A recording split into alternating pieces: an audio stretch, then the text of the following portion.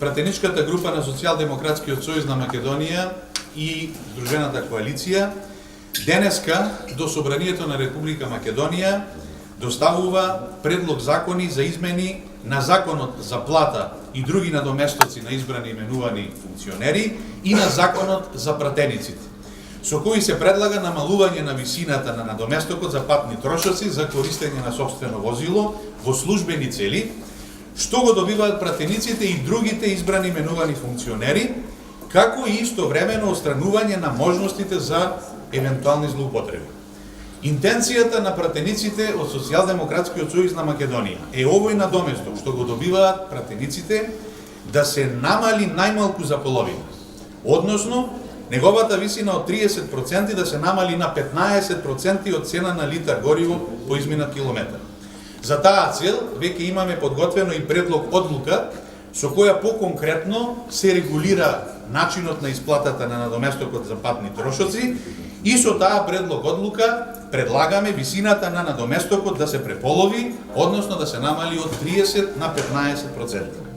Во однос на отстранувањето на можностите за злоупотреби при исплата на патните трошоци, предлагаме наплатата да се врши само врз основа на фискални сметки за платена патарина, кои што се платени исклучиво со кредитна или со дебитна картичка, која е во собственост на пратеникот. Односно, преку така наречените слипови, нели потврда за извршена трансакција со кредитна или дебитна картичка, ќе се докажува, односно тие ќе бидат доказ дека пратеникот лично ја платил патарината. Овие измени исто така се наведени во предлог одлуката која што е веќе подготвена и која што ќе ја поднесеме до Комисијата за избор и именувања веднаш по усвојувањето на законските измени и дополнувања.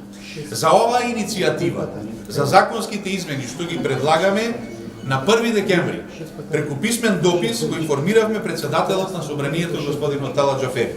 Очекувавме дека ќе успееме заеднички преку консултација со сите засегнати пратенички групи да изразиме и да изградиме еден заеднички став, односно консензус по ова прашање. Во тој контекст беше и оставен периодот од еден месец, значи да има време господинот Џафери, онака како што најави, да даде предлог до парламентарниот институт да ги испита можностите на нашите доставени предлози, односно за консултации со другите пратенички групи, пред нашата пратеничка група да ги предложи овие законски измени. Меѓутоа, за жал, досега и јас како координатор и ние како пратеничка група немаме добиено мислење од никого по однос на оваа наша предложена иницијатива.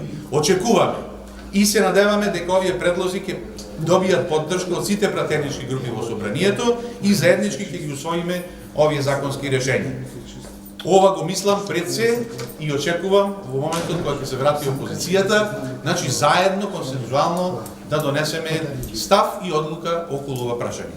Предлозите кои што како пратеничка група ги доставуваме, можеме да ги третираме и како краткорочно решение, а ние како пратеничка група стоиме отворени за понатамошни анализи, дискусии и предлози кои што ќе значат конечно решавање на и долгорочно решавање на ова прашање.